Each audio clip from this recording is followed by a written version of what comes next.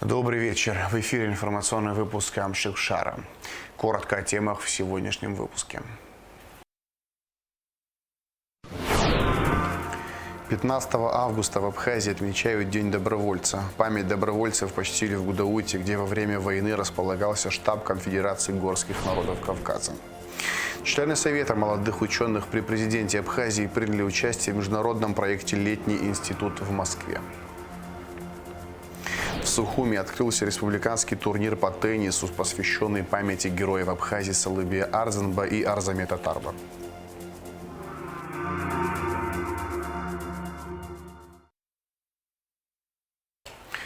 «15 августа в Абхазии отмечают День добровольца». На второй день грузино-абхазской войны в Гудауту прибыла первая группа добровольцев из Северного Кавказа во главе с Султаном Сосналиевым.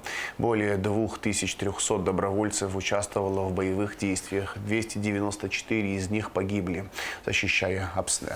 51 доброволец удостоен высокого звания Герой Абхазии, то 300 человек награждены орденом Леона, то 700 добровольцев награждены медалью за отвагу, 9 человек орденом Мужества. Память добровольцев почтили в Гудауте, где во время войны располагался штаб Конфедерации горских народов Кавказа. В мероприятиях приняли участие президент Аслан Бжаня и вице-президент Бадра Гунба, а также депутаты парламента, члены правительства, посол Южной Осетии в Абхазии Олег Бациев, добровольцы, военнослужащие, ветераны войны, матери погибших, представители общественности. Все подробности в материале Алики Трапш. На День добровольца в Абхазию приехали ветераны из Чечни, Карачаево-Черкесии, Кабардино-Балкарии, Южной Осетии, Адыгеи, представители казачества, добровольцы из Турции. Как обычно, 15 августа многолюдно у памятника добровольцам в Гудауте, рядом со зданием, где в годы войны размещался штаб Конфедерации горских народов Кавказа. Почтить память добровольцев, отдавших жизни за свободу и независимость нашей страны, пришли президент Аслан Бжаня, вице-президент Бадра Гунба, депутаты парламента, члены правительства, военнослужащие, ветераны войны, матери погибших, представители общественности и, конечно же, сами добровольцы. Что вело этих людей тогда в пылающую республику? Что побудило их протянуть абхазам руку помощи? Это был порыв души и сердца сынов Кавказа. Добровольческое движение начало формироваться с первых дней войны. 15 августа в Абхазию прорвался отряд, возглавляемый Султаном Сосналиевым. Они ехали сюда за победой и добились ее вместе с народом Абхазии. Из числа добровольцев, защищавших Абхазию от агрессора, сотни человек удостоены высших государственных наград Республики Абхазия. В их числе и доброволец из Кабардино-Балкарии Тимур Шарданов. Сперва приехал мой старший брат, потом средний, потом самый младший. Я попозже приехал. Ну, как сказать. Они, хотя здесь были, я там на площади в Нальчике болел за все, ну никак не мог за братьями успевать. Потом за ними сюда приехал. К сожалению, два брата моих здесь погибли. Младший позапрошлом году умер, я один из братьев остался. Ну как воспоминания? Ну это война, горечь людей, вот это все мы видели. Именно вот в Гудаутах это наша вторая родина или город второй. Как будто мы здесь родились, мы всю войну здесь жили. Отсюда на позиции, на войну. Вот здесь штаб был, меня искали везде, нашли, потом сюда привели. А тут моя мать была, она меня искала. Вот здесь мы встретились, я помню. Она приехала за мной, чтобы не огорчать ее. Я поехал с ней домой, ее успокоил, потом обратно сюда приехал. Сколько вам было на тот период? 27 лет. Война показала нерушимость традиции дружбы и взаимопомощи народов Кавказа. Участие добровольцев в борьбе за права и дело является достойным примером того, что победа может быть одержана не только силой оружия, но и единством. По зову сердца тогда добровольцы все на защиту Абхазии приехали. Мы пока ни в чем не жалеем. Отец своими глазами стрельнул, а ну иди быстро. так были наши старики. Назад нет, вперед, чтобы ехали. Со всех сторон все были. И родные были, и двоюродный брат был, все родственники тоже были. Ну, я здесь дважды ранен, ни в чем не жалею. Ну, хоть погибнешь, не погибнешь, но на помощь пришли. Об этом даже и мысли не было. Массовая поддержка абхазов народами Кавказа свидетельствует о братских взаимоотношениях и исторической памяти. У каждого из этих людей своя история, но всех их объединяет одно – отвага, решимость, благородство. Мне было тогда 18 лет, я приехал, даже дома не знали, как приехал. Месяц вообще, потом узнали, я приехал в Абхазию, там война. Вот. Сражались с этими грузинами в Нижних Ширах, где мост до моря был, это наша территория. Вот. Радость, все, чтобы каждый год друг друга встречали, как сегодня и дальше тоже. Памятные мероприятия продолжились в Доме культуры Гудауты, где состоялось торжественное собрание. Президент Аслам Жане поздравил с Днем добровольца, отметив, что в самое тяжелое время добровольцы протянули руку помощи и вместе с абхазским народом отстояли независимость нашей республики. Дорогие братья-добровольцы, от имени всего народа нашей многонациональной республики выражаю вам глубочайшую благодарность за ваш подвиг. Ваша помощь не позволила осуществиться планом агрессора, направленным на уничтожение абхазского народа. Вы показали пример истинного братства и человечности. Тем, кого сейчас с нами нет, вечная память. Историю вашего героизма, отваги и самопожертвования мы пронесем через поколения. Мы всегда будем помнить, что это была наша общая борьба за свободу и независимость, наша общая победа во имя мира и созидания. Пусть этот день напоминает всем нам о ценности единства, взаимопомощи и справедливости. Пусть крепнут связи между нашими народами, и мир и благополучие царят на нашей земле. Низкий поклон матерям, воспитавшим героев. Слава добровольцам! Подвиг добровольцев бессмертен. Мы живем в быстро меняющемся мире. Мире, который раздирают этнические, межконфессиональные разногласия. В мире размытых ценностей. Тем важнее понять, оценить, довести до подрастающего и будущих поколений феномен добровольческого движения Абхазии. От имени ветеранов войны Кабардино-Балкарии я поздравляю всех добровольцев Северного Кавказа, и Юга России и России. Спасибо всем. Вот этот день уже стал праздником для нас. Спасибо большое правительству Абхазии, те, которые нас встречают так тепло, провожают так тепло, радушно. Мы гостим 32-й год, уже мы здесь находимся, можно сказать. Но первый год, конечно, тяжелее всех было, когда земля горела и дрожала. Наши родители не знали, куда мы уходим, но мы пришли, конечно, к братскому народу, помогли. Без этого мы не сможем просуществовать. И мы хотим, что молодое поколение, те, которые сейчас выросли, у них уже дети есть, чтобы они тоже сплоченно держались. Я преклоняюсь перед каждым добровольцем, который пришел на эту землю, пусть он один день всего лишь воевал, пусть 1 час всего лишь воевал, но чтобы погибнуть, нужно буквально секунда. И он шел, зная, на что идет.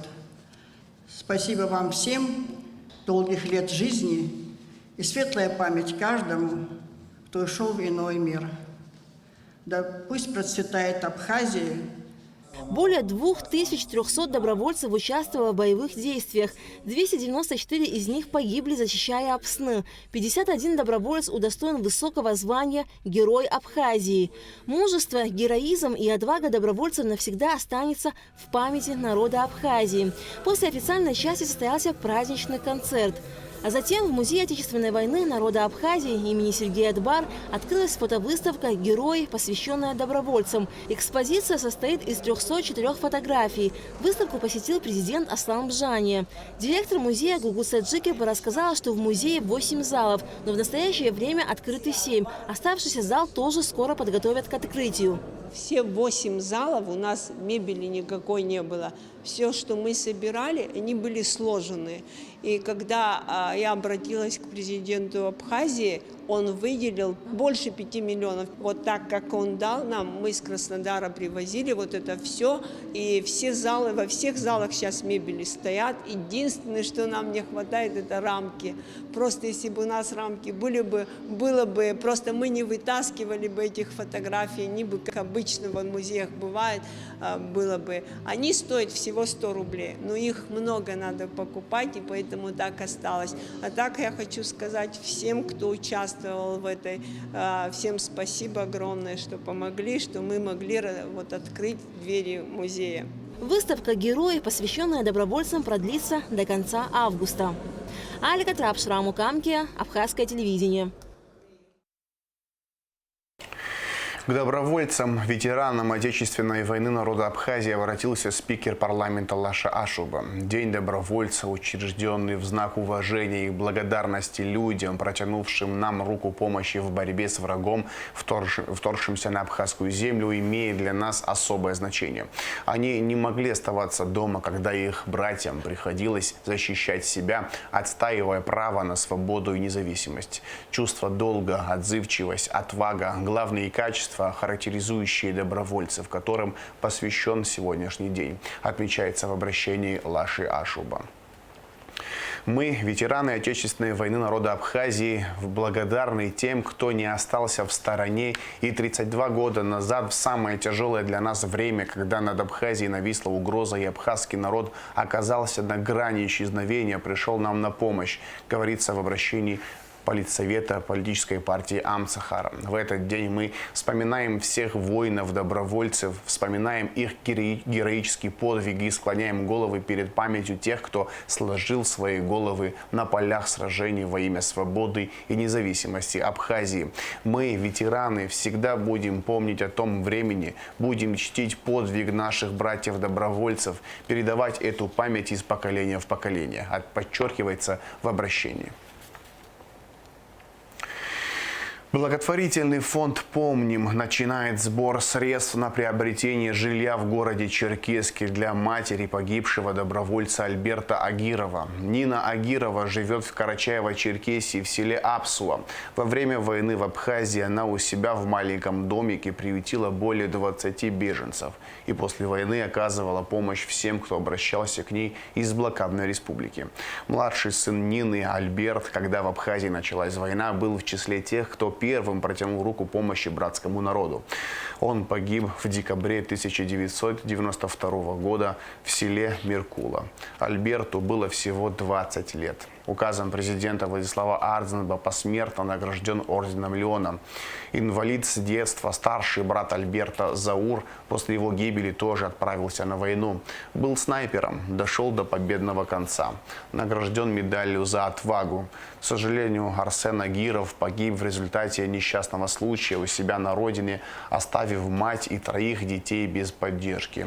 Учитывая непростое положение матери героев Нины Агировой, представители благотворительного фонда «Помним» решили помочь женщине и купить небольшую квартиру в Черкесске, чтобы обеспечить ей достойную старость. Сейчас отмечается в эти дни День добровольца с 2012 года. И не случайно эта передача о матери добровольцах выходит в этот день. Потому что не было бы этих родителей, не было бы и добровольцев. Я просто хочу еще раз напомнить, что около 300 добровольцев погибло, и ни одна мама, ни одного погибшего добровольца не сказала нам, за что он погиб, не обвинила нас в смерти своих детей. И в этом ряду Нина Агирова. Но тут даже, я бы сказал, особое положение. Это действительно факт. И такие родители есть у нас и в других республиках. Но тут есть одно еще обстоятельство немаловажное. В то время как ее дети воевали в Абхазии, она у себя приютила более 20 беженцев из Абхазии. Это такой уникальный, можно сказать, случай. И она смогла сделать так, чтобы эти 20 с лишним человек чувствовали себя как дома. Сегодня, в силу возраста, ей тяжело справляться с хозяйством. И наш фонд решил обратиться к гражданам Абхазии, проявить милосердие. В участи в судьбе этой женщине нам нужно собрать средства, чтобы по возможности ей купить жилье в Черкесске, где она могла бы жить с удобствами, с теми, которые сегодня крайне необходимы в силу ее возраста. Я обращаюсь к нашим гражданам. Речь идет о любой сумме. Можно заплатить и 100 рублей. Количество наберется, и сумма будет значительная. Обращаюсь к тем организациям, здравницам, учреждениям нашим, которые уже оказывали такую помощь. Я просто напомню, что благотворительный фонд «Помним» обустроил могилу Мусы Шанибова в Нальчике с надписью «От благодарного абхазского народа». А в прошлом году помощь помогла нам посетить все без исключения семьи добровольцев на Северном Кавказе. И эту работу мы собираемся продолжить дальше. Я думаю, если мы сможем собрать нужную сумму и приобрести жилье Нине Агировой, это будет наша благодарность, которая не должна иметь никаких границ во времени. Я верю, что наш народ проявит соответствующее милосердие, и мы сможем собрать сумму, которая поможет решить эту проблему. И я заверяю всех, что, как и раньше, все до единой суммы будут озвучены и названы имена тех, кто оказал помощь в проведении данной акции. Расчетный счет, на который надо будет переводить деньги, будет объявлен дополнительно. Все подробности о поездке представителей фонда «Помним» в Черкесск смотрите в программе «Амшившара Яцу» сразу после новостей. Состояние энергосистемы страны и прогноз на осенне-зимний период обсудил премьер-министр Александр Анкваб с первым вице-премьером, министром энергетики и транспорта Джансухом Нанба, руководством Черноморэнерго и Ингургэс. Во встрече также принял участие председатель парламентского комитета по экономической политике и реформам Резус Антарио. Участники совещания, в частности, обсудили источники дополнительного энергообеспечения и финансирования перетока электроэнергии.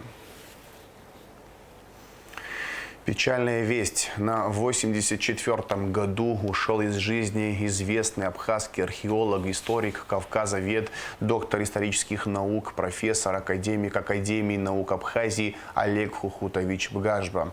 Олег Бгажба более 25 лет преподавал в АГУ. Он проводил раскопки поселений, могильников, церквей в Мукхубедия, Новом Афоне, крепостных комплексов древней и средневековой Абхазии. Олег Бгажба – первооткрыватель самых ранних для территории бывшего СССР мечей из дамасской стали. Он автор более 150 научных работ, в том числе 15 монографий, один из авторов учебника «История Абхазии» для 10-11 классов, а также книги «История Абхазии с древнейших времен». Олег Бгажба является учредителем фонда «Абхазское историческое общество». Гуманитарный груз из Абхазии, следовавший на Донбасс, перенаправлен в Курскую область в расположении интернационального батальона «Пятнашка». По словам специального представителя президента Абхазии по взаимодействию с новыми регионами России Льва Квициня, такое решение было принято в оперативном режиме по пути следования груза. По прибытии в Курскую область Лев Квициня был принят временно исполняющим обязанности губернатора Курской области Алексеем Смирновым. На встрече обсуждались вопросы взаимодействия в гуманитарной сфере. Затем Лев Квициня направился в ДНР, где посетил в одном из госпиталей наших соотечественников, воюющих на Донбассе в составе добровольческих подразделений. Члены Совета молодых ученых при президенте Абхазии приняли участие в международном проекте «Летний институт», который проходил в Москве на базе Российского государственного гуманитарного университета. Итогам и впечатлениям участия в проекте был посвящен брифинг, состоявшийся на площадке президентского инфоцентра. Подробности в репортаже Рада Чичава. Не зная прошлого, невозможно осознать настоящее и взглянуть в будущее. Сохранение истории, изучение – это одно из важнейших гуманитарных наук, помогает не только понимать происходящие в мире события, но и воспитывает в человеке настоящий, неподдельный патриотизм, любовь к своей родине и ее наследию. Именно исследовательской работе в сфере гуманитарной науки и активизации международного научно-образовательного сотрудничества был посвящен международный проект «Летний лагерь», который проходил в Москве с 29 июля по 11 августа. Делегация от Абхазии была сформирована из представителей Совета молодых ученых при президенте Абхазии, АГУ и представительства Российского исторического общества в республике. Для нас это большие возможности для молодежи, которая занимается наукой, так как новые подходы в историческом знании и новые процессы, которые происходят во всем мире. И в связи с тем, что мы не имеем такой возможности участвовать в каких-то других дискуссиях в других странах мира, и сейчас Россия предоставляет такую возможность. И мы видим, какие перспективы открываются для абхазской молодежи, которая занимается наукой. В рамках международного проекта молодые преподаватели и исследователи из Абхазии, Армении, Белоруссии, Вьетнама, Казахстана, Ирана, Китая и других стран прошли двухнедельное обучение по программе повышения квалификации. В программе было предусмотрено несколько блоков: лекционный блок, мастер-классы для молодых ученых, экскурсионная часть и проектная сессия. Абсолютно все лекции были очень интересными по актуальным темам. Однако, если выделять, то я бы, наверное, выделила лекцию доктора исторических наук, профессора, проректора по научной работе РГГУ Павленко Ольги Вячеславовны о научно-практических школах, в ходе которой она продемонстрировала нам интерактивный атлас коренных малочисленных народов Севера, Сибири и Дальнего Востока. Хотелось бы выделить именно лекцию и мастер-классы, который проводил нам директор Международного института новых образовательных технологий.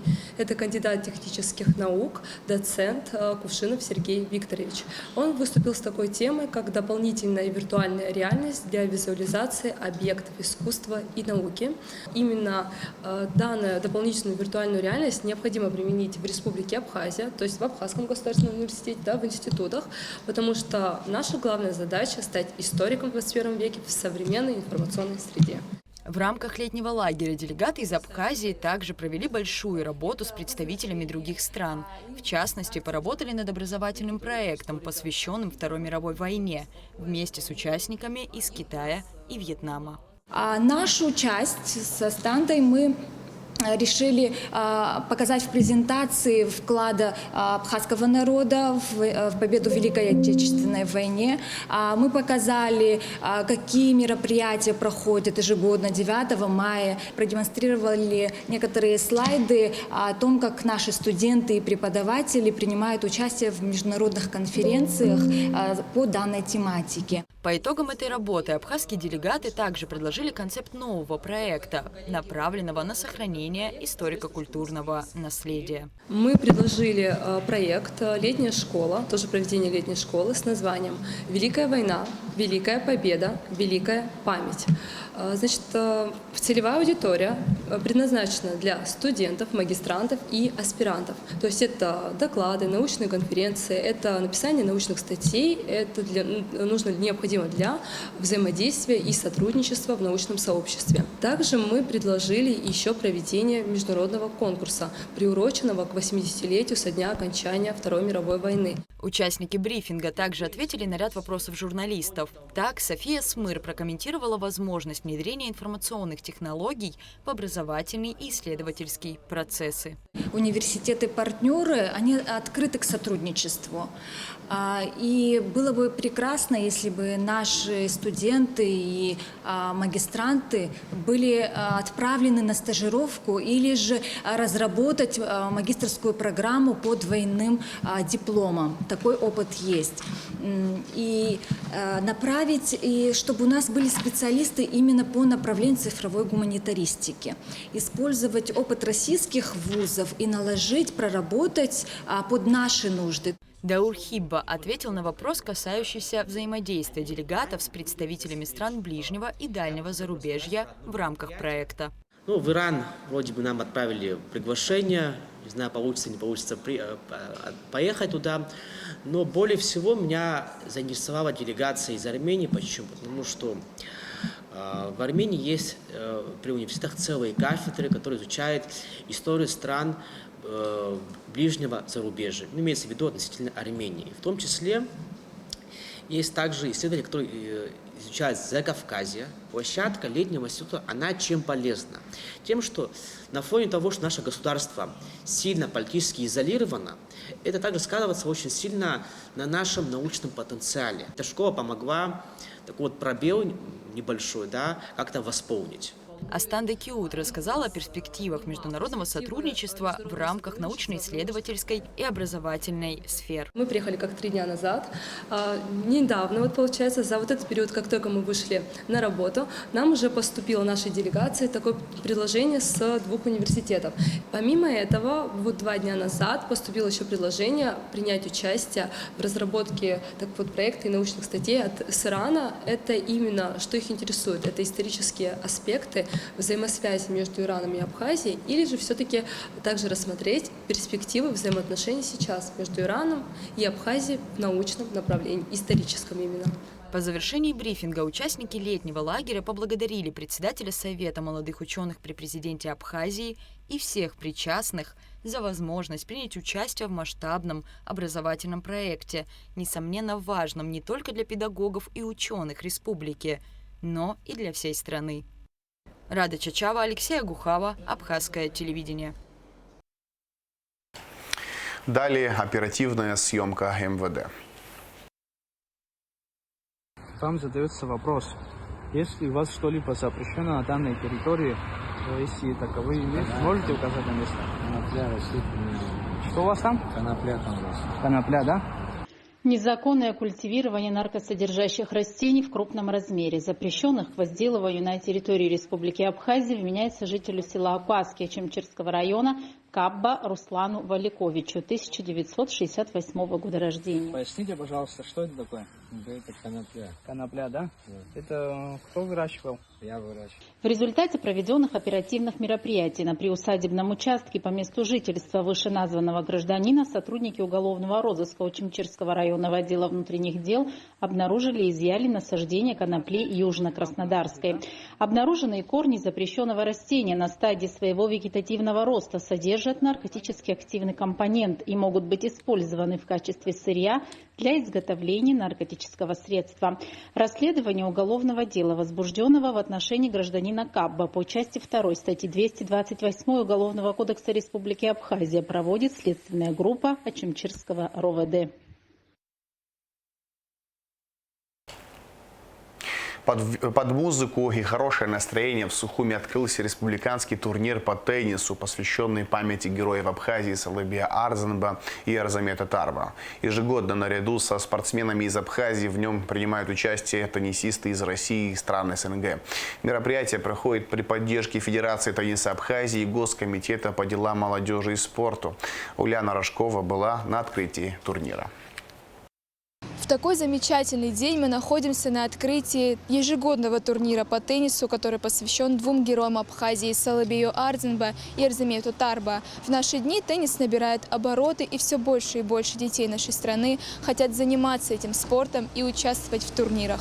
И вправду, в наше время теннис – это один из самых популярных видов спорта. В Абхазии регулярно проводятся любительские и профессиональные теннисные турниры для спортсменов разных возрастных категорий. Недооценивать пользу большого тенниса на организм человека невозможно. Игра действительно оказывает большое влияние и помогает быть в тонусе, а также развивает логику. С самого утра более 60 участников турнира волнительно готовятся к матчам. Стоит отметить, что этот турнир посвящен памяти героев Абхазии, чьи имена дети должны знать и помнить. Увлечение этим видом спорта увеличивается с каждым годом. Ну, ни для кого не секрет, теннис – это очень дорогой вид спорта. атрибутика, вот это аксессуары теннисные, они очень дорогие, да. Но спасибо огромное родителям, которые поддерживают, да. Мы со стороны федерации, со стороны Госкомитета стараемся всячески поддерживать наших детей. Какое бы количество ни было, мы будем уделять каждому особое внимание. Удивительно, но заниматься большим теннисом приходят в раннем возрасте, и это помогает вырасти в большого спортсмена. Всего на протяжении года для теннисистов проводятся 3 больших турнира. В Абхазии нет крытых теннисных кортов, поэтому зимой дети не могут заниматься на существующих площадках, не позволяет грунт. Несмотря на все сложности, юные спортсмены не перестают радовать своими успехами и интересом к спорту. Вообще дети очень переживают. Перед турниром мы стараемся детям не говорить рано о том, что будет скоро турнир. Родители, естественно, знают, потому что перед турниром за 2 недели начинается игровая практика, то есть это максимальное количество матчей, дополнительные тренировки, поэтому, но детям мы не говорим, потому что они очень нервничают, перестают спать. Да. Ну, не все, конечно, но многие, да, поэтому мы их чуть-чуть оберегаем от таких моментов. Ни к чему абсолютно такая нервозность перед турниром. Ну, естественно, готовимся усерднее, усиленно, потому что нужно много играть на счет перед турниром. То есть если за месяц до турнира это определенная работа на улучшение техники, физподготовки, там, специальной физической подготовки, то последние 2-3 недели это должно быть обязательно игровая практика. София Чабал с 4 лет занимается теннисом и уже может похвастаться своими успехами и победами. От этого турнира ожидает победы, но и соперники не дают расслабляться. Мне нравится ходить на теннис, потому что здесь интересно играть, все интересно. Получается, сам спорт, сам вид спорта тебе очень нравится по душе. Да. А что, ты будешь сегодня же выступать в турнире, играть? Да. А чего ты ожидаешь? Ты хочешь выиграть? Вот расскажи твои ощущения от сегодняшнего турнира. Вот я хочу выиграть 1 место, но у меня здесь некоторые соперницы есть, но я думаю, что их выиграю тоже. Да, у тебя как бы есть вера в то, что ты выиграешь, да? Да. Все, мы тебе желаем удачи в сегодняшнем турнире, чтобы ты победила. Спасибо. Турнир продлится 2 дня. Все победители будут награждены медалями и грамотами. Главное – это честная борьба, хорошая игра и, разумеется, подобающее поведение на корте. Ульяна Рожкова, Эльдар Дамиров, Абхазское телевидение. 16 августа с полуночи до 18 часов будет прекращена подача питьевой воды по Кадорскому шоссе, улице Чанба, в районе турбазы и улицы Братьев Зонтари, а также в селах Дзюкта и Баслата. Об этом сообщает водоканал. Отключение связано с ремонтными работами на насосной станции Багмаран. И в завершении выпуска расскажем о погоде.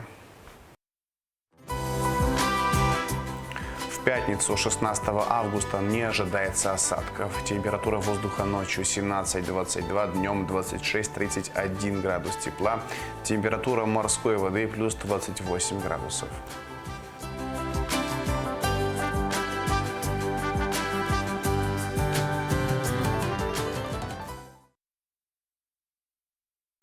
На этом информационный выпуск Амшикшара подошел к концу. Всего хорошего. До свидания.